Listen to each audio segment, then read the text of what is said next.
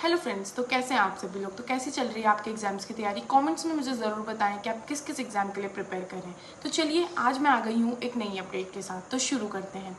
तो कल रात को इजराइल और ईरान के बीच में एक बहुत बड़ी जंग देखने को मिली। इस बार इजराइल ने ईरान के डीप में जाकर हमला किया है। उनकी कैपिटल तेहरान में हमला किया है। उनके ऑयल डिपो में बहुत बड़ा हमला हुआ है। इसी वजह से जो इजराइल के डिफेंस मिनिस्टर है उनका कहना है कि Tehran is burning. Oil depot के साथ साथ जो तेहरान के मिनिस्ट्री ऑफ डिफेंस के हेडक्वार्टर्स हैं उनके ऊपर भी स्ट्राइक की गई है, उनके ऊपर भी हमला किया गया है। आइए थोड़ा डिटेल में जानते हैं। इजराइल का जो ऑपरेशन है वो बेसिकली ईरान के डीप में जाकर उन्होंने हमला किया गया है। बताया जा रहा है कि इजराइल ने मेजर एयर ऑफेंसिव स्टार्ट किया ईरान के अंदर, जो कि एक हाई वैल्यू टारगेट है। ये डिस्ट्रिक्ट तेहरान इसलिए इम्पॉर्टेंट था क्योंकि जो ईरान का ऑयल डिस्ट्रीब्यूशन पार्ट है उसमें ये बहुत ज़्यादा इम्पॉर्टेंट था, जो कि अब इजराइल के हमले की वजह से पूरी तरह से डिस्ट्रॉय हो चुका है। और दोस्तों, इजराइल ने ईरान के न्यूक्लियर वेपन रिसर्च ऑर्गेनाइजेशन को भी डिस्ट्रॉय कर दिया है। यहाँ तक कि ये भी कहा जा रहा है कि उन्होंने उसके रडार इंस्टॉलेशन और सरफेस टू एयर मिसाइल्स को भी डिस्ट्रॉय कर दिया है। ये भी उस हमले में पूरी तरह से डिस्ट्रॉय हो चुका है।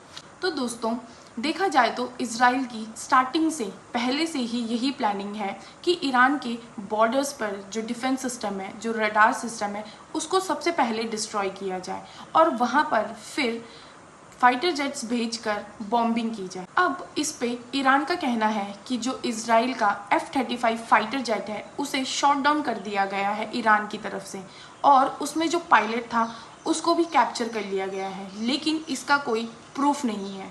इजराइल अपने इन हमलों से क्लियर कर रहा है, जैसे कि उसने ईरान का एयर डिफेंस सिस्टम उसे डिस्ट्रॉय कर दिया है, वेपन रिसर्च ऑर्गेनाइजेशन उसे डिस्ट्रॉय कर दिया है, और यहाँ तक कि उनके जो डिफेंस ऑफ मिनिस्ट्री के हेडक्वार्टर्स हैं वहाँ पे भी हमला किया गया है। इन हमलों से इजराइल ये साफ साफ दिखा रहा है कि वो ईरान के ऊपर एक साइकोलॉजिकल वॉर कर रहा है।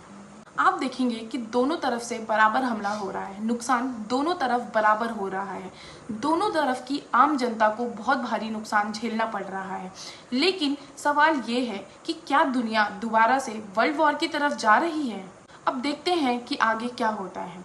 आज के लिए इतना ही। अगर इससे रिलेटेड कोई भी नया अपडेट आता है तो मैं आपको मिलती हूँ एक नई अपडेट के साथ। आप मुझे अपने व्यूज़ कमेंट्स में ज़रूर बताएं।